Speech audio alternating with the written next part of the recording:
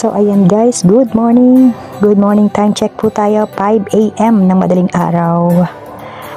So it's Tuesday, ang aking araw na pag-exit going to Oman. So nag B2B2 tayo ngayon, P2B or bus to bus. So samahan niyo po ako para sa aking first time na magbiyahe para sa papuntang Oman.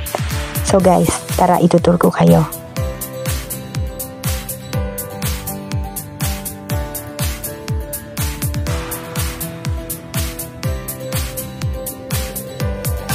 So ayan guys, after 2 hours and a half, kagagaling lang namin, sumakay ulit kami sa aming bus, kagagaling lang namin para sa aming pagpapatatak ng exit.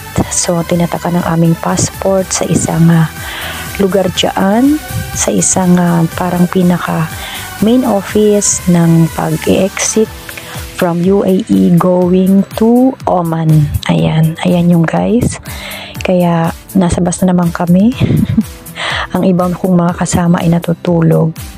Sa loob kasi gusto ko sanang videohan or magpa-picture sa loob mismo ng office dyan para sa pag-exit, sa pagpapatatak. Pero hindi po nila ina-allowed dahil once na government office po or government na mga ganyang dinadaanan, hindi po pwedeng magpa-picture or mag-video. Wala po silang ina-allowed na kahit sino. So, delikado po.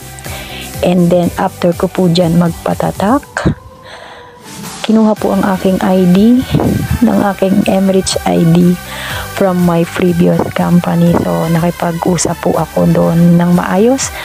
Pero hindi po talaga ako pinayagan na kunin o ibalik sa akin ang aking ID from my previous company. Ang sabi sa akin ano daw pa ba ang gagawin ko at hindi ko naman na magagamit pa yon sa kung saan. So sinabi ko na lang na sana na gusto ko sana magawin pinaka-souvenir ko from UAE sa mga company na pinasukan ko. So hindi na pala allowed yon pag ikaw ay nag B2B or bus to bus na mag-exit. Pero sa mga sa mga A to A or tinatawag na airport to airport ay wala po silang kinukuha o allowed po sa kanila na ang aming mga ID ay hinahayaan lamang. Pero pag B2B po, ganyan ang mangyayari. Kaya sayang naman, bigo po tayong makuha ang ID na gusto maging souvenir. So kaya guys, ayan, tuloy natin ang kwento. Tuloy natin ang ating pagta-travel at tayo mag-enjoy lang sa mga nakikita natin. Walang iba kundi puro mga bundok.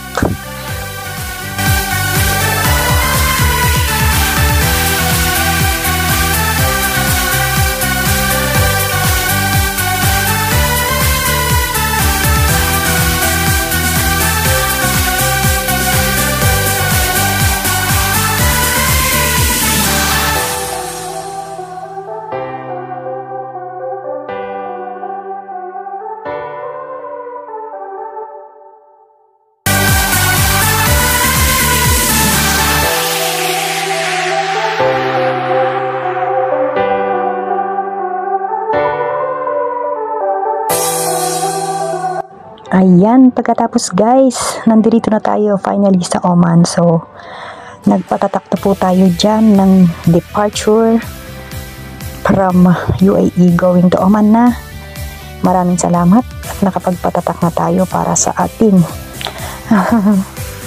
departure area. Nasa Oman na po tayo. So, ayan guys, nakikita ninyo yung mga yan. Yan ang mga magkakalapit na mga government office, na mga ganyan. Wala pa rin po tayong nakikita mga bahay-bahay.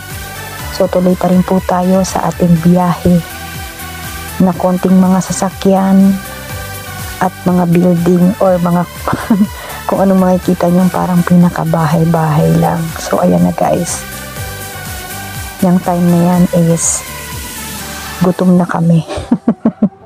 Although pwede naman kumain, pero nag-i-enjoy pa kami sa mga nakita naming mga bundok. At yung iba naman dyan ay natutulog pa rin at nagsa-sound. So, minute ko siya. Nagka-mute po yan. Kaya iniba ko po yung ating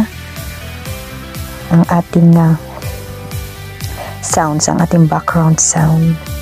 So after nyan guys, ayan na. Dire-diretso na ang pagpaprocess. Naggaling na kami sa accommodation hanggang sa pag-uwi namin. Ganun pa rin po ang pagpaprocess. So nakuha na namin ang aming UAE visa. Kaya ayan, hanggang sa pag-uwi, naka-video pa rin tayo. And nag-enjoy naman po kaming lahat, lalong-lalo na ako sa first time ko. So, ganun pala pag B2B. Kaya ayan guys, thank you so much sa inyong pagsama sa akin. At nakauwi ako, maraming salamat kay Lord at nakauwi ako ng maayos at matiwasay sa aking pagbabalik dito sa UAE. I love you guys and thank you so much. Naging masaya ang aking biyahe at talaga namang nag-enjoy po ako. Tara, pauwi na ako.